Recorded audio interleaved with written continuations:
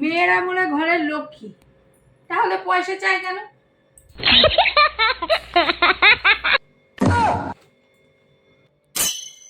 জলটা কি দেখছো এত? বলছি পুটি, জলের আর এক নাম জীবন, তাহলে জলে ডুবে মানুষ মরে যায় কেন? তারপরে বলে জলে স্নান করলে শরীরের দুর্গন্ধ দূর হয়। মাছ তো সারাদিন জলেই থাকে, তাহলে মাছের গায়ে তো দুর্গন্ধ কেন? সিগারেটের প্যাকেটে লেখা থাকে সিগারেট স্মোক করে স্বাস্থ্যের পক্ষে ক্ষতিকারক। মদের বোতলে পর্যন্ত লেখা থাকে ড্রিঙ্ক করা স্বাস্থ্যের পক্ষে ক্ষতিকারক। তাহলে কেন বিয়ের কার্ডে লেখা থাকে না বিয়ে করা স্বাস্থ্যের পক্ষে ক্ষতিকারক? জানো কি কেউ? জানলে বলো আমায়। এই পুটি, আমায় 10 টাকা দে না, একটু ফুচকা খেয়ে আসি, ভগবান তোর ভালো করবে। তাই? তা ভগবান কি করে জানবে আমি তোমাকে 10 টাকা দিয়েছি? আরে ভগবান সব দেখতে পায়, সব জানে। আচ্ছা, ভগবান শুধু দেখলে কি শুনতেও পায়? সব পায়, দেখতেও পায়, শুনতেও পায়।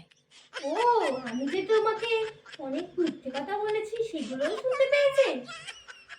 আরে ভাই, তুই 10 টাকা দিবি কিনা বল, ভালো লাগে না এত আমার।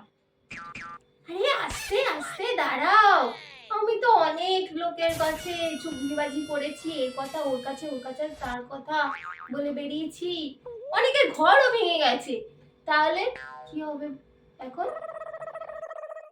এবার তো মনে হয় ভগবান আমাকে নরকেই পাঠাবে, তেলে ভাজবে।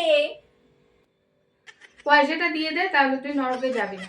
দে দে, পয়সাটা দে, তাহলে তুই নরকে যাবি না, স্বর্গেই যাবি। ও আচ্ছা, তোমাকে পয়সা দেবো, তাহলে তুমি বলছো আমি নরকে যাব না স্বর্গে যাব। তুমি কোথায় যাবে? আমিও স্বর্গেই যাব। আমি স্বর্গে যাব, তোমাকে পয়সা দেবো? আমি স্বর্গে যেতে হলে তোমাকে কেন পয়সা দিতে হবে?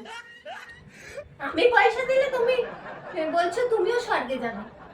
না না না না না, আমি আমার পয়সা দিয়ে তোমাকে কেন স্বর্গে পাঠাবো? আরে ভাই দে না, 10 টাকা ফুচকা খেয়ে আসি, আমি নরকে যাব। নরকে যাবে? না না, আমার পয়সা দিয়ে আমি কাউকে নরকে পাঠাবো না।